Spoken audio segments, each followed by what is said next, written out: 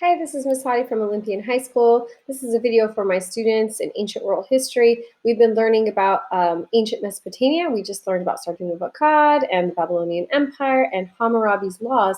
And we're going to pick up from the fall of the Babylonian empires. Remember, they fell to an attack by the Hittites. One way to remember that is to draw a B in your hand and then hit it. And hit it, whatever helps you to remember that the Hittites were the ones that attacked the Babylonian Empire. Think of these little tricks to help you remember. So we're going to pick up with after the fall of the Babylonian Empire to the Hittites, looking on page 37, 38, corresponding to the later Mesopotamian empires. And there's only two that I want you to remember, the Assyrian Empire and what's called the New Babylonian or the Chaldean Empire. Be careful because the book will often talk about the Babylonian Empire and then it will reference the New Babylonian Empire as just Babylonian and drop the new part. So you have to remember when the New Babylonian is, and the New Babylonian is in 600s BCE. So it's much closer to zero than the original Babylonians, which is like in the 1700s BCE. Okay, so keeping those straight. First thing, I forgot to mention something about the Babylonian laws, the Hammurabi's laws, that I really want you to know. It's a continuity. Notice that it says in your book he borrowed liberally from his predecessors in compiling this law code. That means that some of the laws continued from the past. And that's important because some of these later Mesopotamian empires will also continue to use some of the laws that Hammurabi had used in Hammurabi's law code. The other thing I didn't do was go over this slide in your presentation. This just tells you how many law code items there were, talks about lex talionis, which is that idea of the punishment fits the crime unless you're of a higher social standing, which we talked about.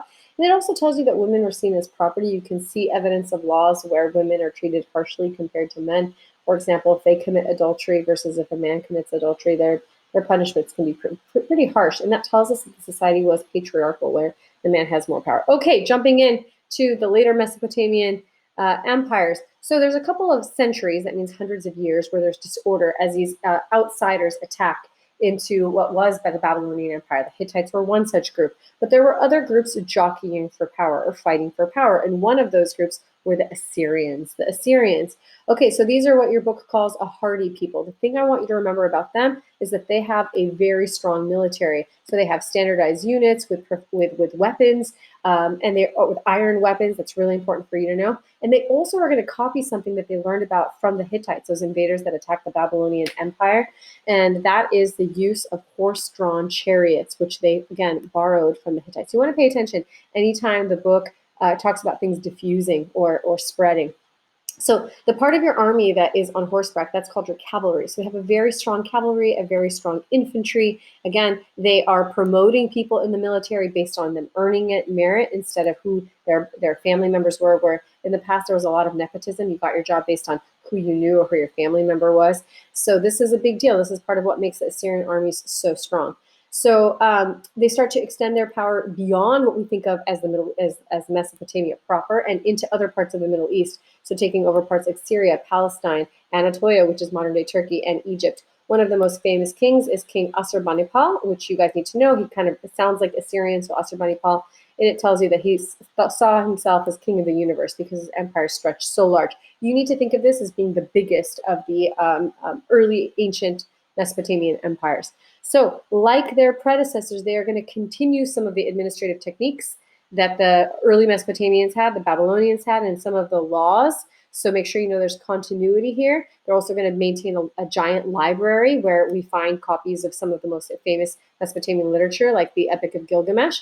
And ultimately, they built important cities at Assur and Nineveh. They're not popular in every part of their empire. Just how large the size of their empire makes it really hard to govern. Eventually, two things are going to bring down this empire: unrest and attacks, internal unrest and attacks from outside. One more empire, though, that you need to know about that is called the New Babylonian or the Chaldean Empire. One of the most famous kings of this empire is King Nebuchadnezzar, who's going to build a very glorious capital city at Babylon. There, the defensive walls are very thick. He also builds this beautiful, famous Hanging Gardens of Babylon for one of his favorite wives. So it's a symbol of the luxuriousness and wealth. So this is important to see that sometimes rulers use architecture as a way of expressing how powerful and strong they are. And again, there's a lot of the same continuities that we saw in those other empires, and experimenting with new types of administration. Now, eventually, they're going to fall to foreigners.